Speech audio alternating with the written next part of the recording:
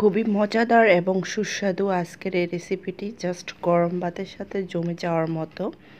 Hello everyone, আসসালামু আলাইকুম, welcome back to my channel. আজকে আপনাদের সাথে একটা মজাদার রেসিপি শেয়ার করব। আশা করি আজকের রেসিপিটিও ভালো লাগবে।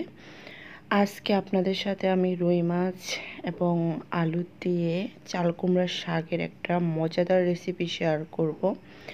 প্রথমে এখানে আমি চাল কুমড়ার শাক নিয়েছি, এগুলা কেটে ধুয়ে পরিষ্কার করে নিয়েছিলাম রুই মাছগুলা আমি আগে থেকে একটু হলুদ, লবণ, মরিচ গুঁড়া দিয়ে ভেজে নিয়েছি। আর মাছ ভাজা আমরা সবাই পারি, সেটা শেয়ার করলাম না। নিয়েছি আলুগুলাকে আমি লম্বা করে স্লাইস করে কেটে নিয়েছি হচ্ছে পেঁয়াজ, কাঁচামরিচ, টমেটো, সব কিছু রেডি করে নিয়েছি। এবার হচ্ছে রান্না করে নেওয়ার পালা। সব কিছু আগে থেকে রেডি করে নিলে রান্নাটা খুব সহজে হয়ে যায়। এখানে আমি অবশিষ্ট মাছের যে তেলটুকু ছিল ভাজার, সেই তেলটুকু দিয়ে আমি পাতিলে দিয়ে দিলাম শুরুতেই। তো তেল এবং পেঁয়াজ, কাঁচামরিচ, টমেটো এগুলাও দিয়ে দিয়েছি একসাথে। এবার হচ্ছে আমি এগুলা ভালোভাবে ভেজে নিব। আর এই রান্নাটা এতটাই মজাদার, যারা চাল কুমড়ার শাক রুই মাছ দিয়ে খাননি তারা অবশ্যই এই রেসিপি রান্না করে দেখতে পারেন। গরম ভাতের সাথে দুপুরে এই ধরনের খাবারগুলাই বেশি ভালো লাগে। দিয়ে দিয়েছিলাম স্বাদ মতো লবণ দিয়ে ভালোভাবে আমি হচ্ছে ভেজে নিয়েছিলাম পেঁয়াজ, কাঁচামরিচ, টমেটো সুন্দর করে। এবার হচ্ছে মশলাগুলো দিয়ে দিচ্ছি। আদা বাটা, রসুন বাটা, জিরা গুঁড়া এগুলো আমি হাফ টেবিল চামচ পরিমাণ দিয়ে দিলাম। ভালোভাবে নেড়েচেড়ে এই পর্যায়ে আমি এখন হলুদ গুঁড়া এবং মরিচ গুঁড়া, জাল যে যেমন পছন্দ করেন সেই অনুযায়ী মরিচ গুঁড়া ব্যবহার করবেন। আমার কাছে শাকের মধ্যে মনে হয় একটু জাল দিলে বেশি ভালো লাগে। তো এই তো মশলা সব দিয়ে দিয়েছি। এবার হচ্ছে এখানে আমি নেড়েচেড়ে কিছুটা পানি দিব মশলাটা সুন্দর করে কষিয়ে নেওয়ার জন্য। মশলা যত বেশি কষানো হবে রান্নার স্বাদ এবং কালার দ্বিগুণ বেড়ে যায়। আপনারা অবশ্যই যারা নিয়মিত আমার রেসিপি দেখেন তারা অবশ্যই বুঝতে পারবেন যে আমার রান্নার কালারটা কতটা সুন্দর হয়। তার কারণ হচ্ছে আমি মশলা অনেক বেশি কষাই।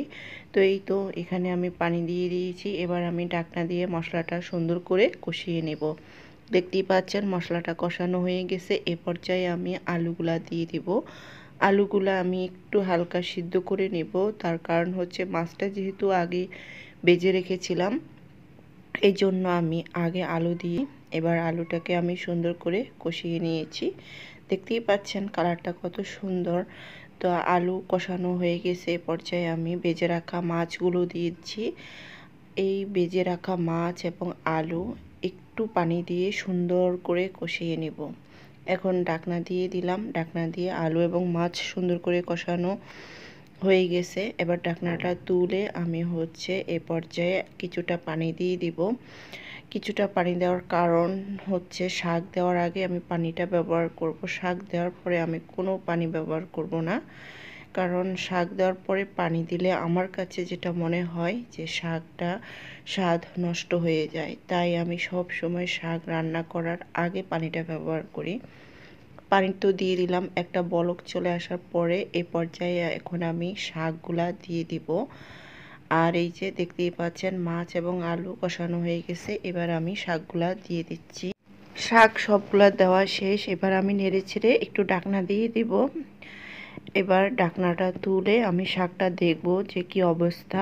এই যে দেখতেই পাচ্ছেন শাকটা সুন্দর করে জলের সাথে মিশে গিয়েছে।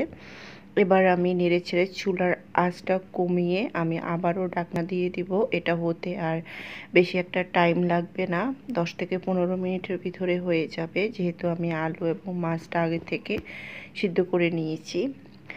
আর এই যে চুলার আঁচটা কমিয়ে এখন আমি এটা রান্না করে নিয়েছি। দেখতেই পাচ্ছেন শাকটা কিন্তু হয়ে গেছে। চুলাটা অফ করে দিয়েছি। আর শাকের কালারটাও কিন্তু অনেক সুন্দর হয়েছে। শাকটাও কিন্তু অনেক মজার হয়েছে। গরম ভাতের সাথে এই ধরনের খাবারগুলা দুপুরে গরম ভাতের সাথে জাস্ট জমে যাওয়ার মতো। আর আমার এই রেসিপিটি এত বেশি ভালো লাগে, ওটা মিষ্টি কুমড়ার শাক দিয়েও ভালো লাগে, আবার চাল কুমড়ার শাক দিয়েও ভালো লাগে।